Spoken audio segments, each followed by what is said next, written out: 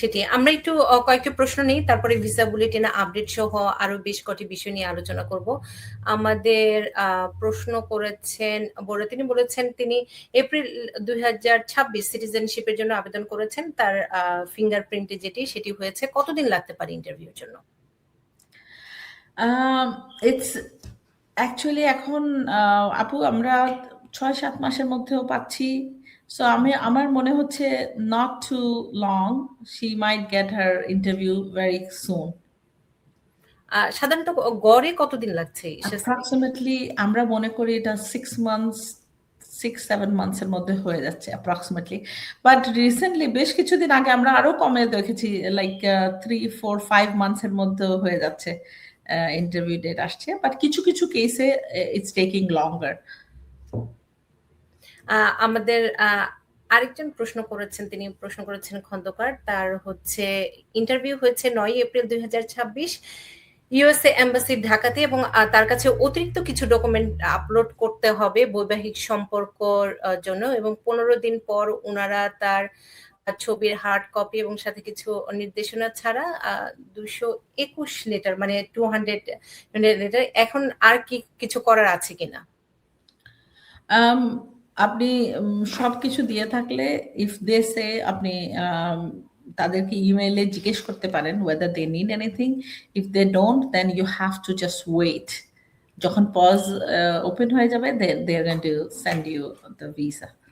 অনেকের পাসপোর্ট রেখে দিচ্ছে, so that's a good news. অনেককে দিয়ে দিচ্ছে, অনেকেরটা রেখে দিচ্ছে। সো তানভীর তিনি প্রশ্ন করেছেন F4 ক্যাটাগরিতে যদি মেইন প্রিন্সিপাল অ্যাপ্লিক্যান্ট মারা যায় তাহলে কি আমেরিকাতে আসা যায় কিনা?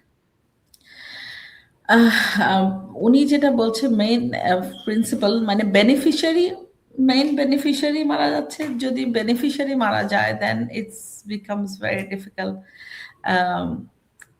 আসতে পারে না। ফর এক্সাম্পল আপনি যদি আপনার বোনের জন্য অথবা ভাইয়ের জন্য অ্যাপ্লাই করে থাকেন এবং সে ভাই বোন ওনার বাচ্চা কাচ্চা এবং ফ্যামিলি মেম্বার ওয়াইফ আছে, সেরকম যদি হয় এবং আপনার যার জন্য আপনি অ্যাপ্লাই করেছেন ভাই অথবা বোন উনি মারা গেলেন, অন্য অ্যাপ্লিকেন্ট গুলো আসতে পারেন না আনলেস আপনি অন্য কোনো ব্যবস্থা করে যদি তাদেরকে আইদার অ্যাডপশন দিয়ে গার্ডিয়ানশিপ দিয়ে if you want to bring them এবং বাচ্চাগুলো ছোট থাকে you can bring those children.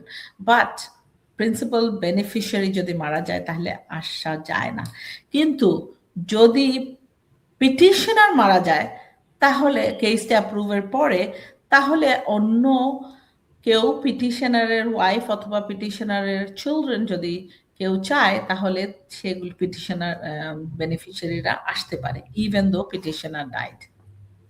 সেক্ষেত্রে আমার একটা ছোট প্রশ্ন আছে, কারণ এর আগে আমার একজন দর্শক এই বিষয়টি নিয়ে একটু জানতে চেয়েছিলেন বিস্তারিত। সেটি হচ্ছে তার বাবা তার বোনের জন্য আবেদন করেছিলেন, বাবা মারা গেছেন, মানে যিনি আবেদন করেছেন। এখন বোন সেই জায়গাটিতে অ্যাডজাস্ট করতে চাচ্ছেন, মানে তার বোনকে নিয়ে আসতে চাচ্ছেন।